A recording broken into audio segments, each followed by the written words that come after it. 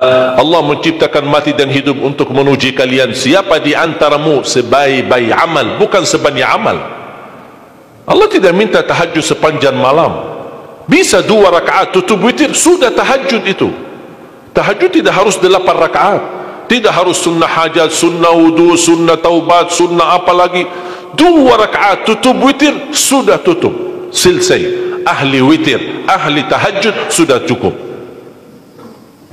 Puasa Ramadan, kita selain bulan Ramadan diberikan kemudahan puasa Isnin Kamis. Kalau tidak bisa 1 hari 1 minggu, kalau tidak bisa pun 3 hari 1 bulan, diberikan kemudahan, tidak diminta banyak, tidak dibebankan. Wallahi mudah apa yang diberikan oleh Allah dan Rasulnya, mudah diamalkan, tapi pahalanya amat dahsyat. Barang siapa, Rasulullah SAW bersabda, man sama yawman fi sabilillah ba'adahu Allahu 'anil nari 100 am.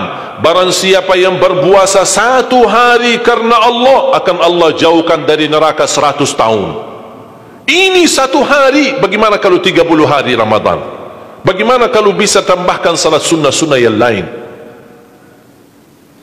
Salat duha, kesempatan, tidak harus 8 rakaat, tidak harus 6 rakaat, tidak harus 4 rakaat, 2 rakaat, dan tidak harus dibaca wasyamsi wa duhaha. Banyak jemaah curhat kepada saya, keluhannya apa? Saya tanya, saya ingin salat duha, tapi susah, saya tidak bisa hafal wasyamsi wa duhaha dan wadduha wal laili idza saja. Masa gara-gara tidak hafal wasyamsi wa duhaha wa duha tidak salat duha? Walaupun tidak hafal, mohon maaf, hafal qulhu, baca qulhu. Rakaat pertama qulhu, rakaat kedua tak apa-apa, qulhu lagi. Asal duha terjaga. Betul? Witir jangan lewat 1 malam tidak witir, walaupun tidak tahajud. Iman sah witir tambah tahajud, boleh witir walaupun tidak tahajud, boleh witir walaupun tidak salat malam. Saya punya kebiasaan, habis isya sunnah ba'diyah, habis itu 3 rakaat sunnah witir, 2 rakaat muqaddimah witir, salam, baru 1 rakaat witir, sudah selesai. Saya beraktivitas kembali, ada jadwal, ada ini, apa kemana saya pulang ke rumah istirahat. Kalau saya bangun tahajud, saya bisa tahajud, belum azan subuh saya masih bisa laksanakan tahajud, tapi tidak boleh witir lagi karena sudah witir duluan, sudah selesai. Rasulullah SAW bersabda, Inna Allah witir, yuhibbul witir, fa'autiru. Allah maha witir, Allah cinta witir, jagalah witir. Amirul Mu'minin Umar bin Khattab ketika ditanya, kenapa wahai Amirul Mu'minin suka witir sebelum tidur? Kata beliau, saya khawatir meninggal dunia dalam keadaan tidur belum witir. Salat witir, kalau tidak berkesempatan salat malam tidak apa-apa, tapi sudah namamu tertulis ahli witir. Kalau bapak-bapak, ibu-ibu yang sudah biasa bangun tengah malam, suka bangun tahajud, sudah terbiasa, tak apa-apa, boleh witir belakangan. Tapi kalau ada yang merasa kekhawatiran atau tahu dirinya suka malas, bangun tapi malas-malasan, berat untuk laksanakan, daripada kita ketiduran, tidak salat sama sekali, mendingan witir amankan dulu. Diamankan witirnya supaya tertulis namamu ahli witir. Kalau sempat tahajud syukur, tidak sempat alhamdulillah sudah tertulis nama kita ahli witir. Termasuk baca Quran, sedekah subuh, termasuk amalan yang sangat mudah tapi sangat terbaik dan agung manfaatnya, bahkan dahsyat balasan Allah. Kenapa sedekah subuh lebih istimewa daripada sedekah di waktu lain? Saya meyakini dan tidak diragukan, orang Indonesia paling suka bersedekah.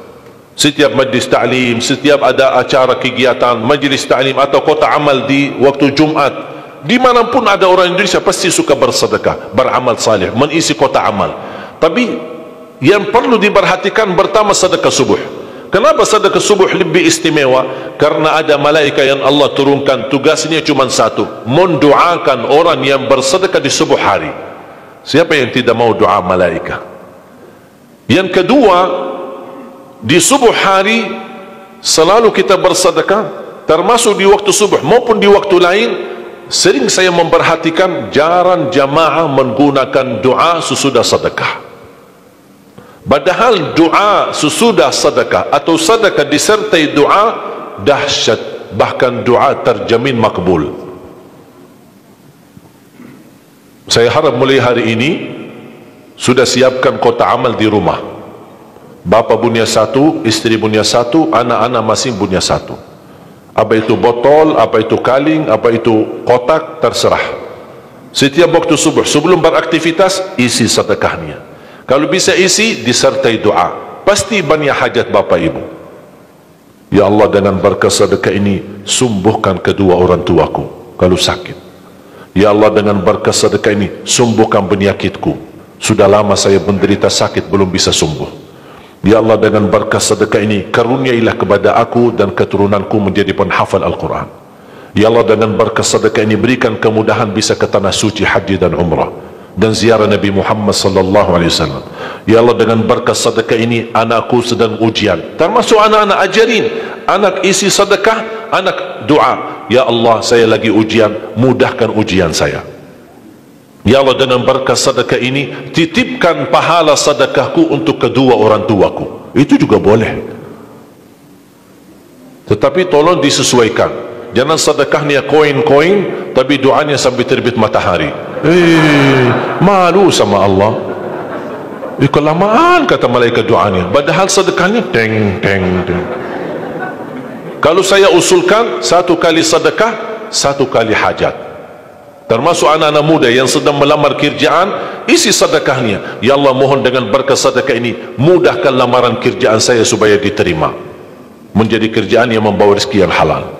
Termasuk jodoh, termasuk keluarga yang sudah lama menikah belum punya keturunan. Saya punya teman 17 tahun tidak punya keturunan, dia menggunakan sedekah subuh sama istighfar, alhamdulillah 6 bulan kemudian beliau telefon saya, istrinya hamil. Saya sendiri 13 tahun tidak punya keturunan, secara medis normal, sehat, tidak ada masalah, 13 tahun tidak punya anak. Saya menggunakan rutin sedekah subuh, alhamdulillah diberikan oleh Allah Subhanahu wa taala 3 anak. Kalau istri baru 1.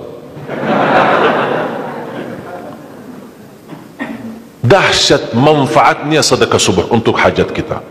Kapan saja bapak ibu bersedekah, jangankan hanya sedekah subuh, kalau bisa sedekah subuh menjadi amal ibadah yang tetap.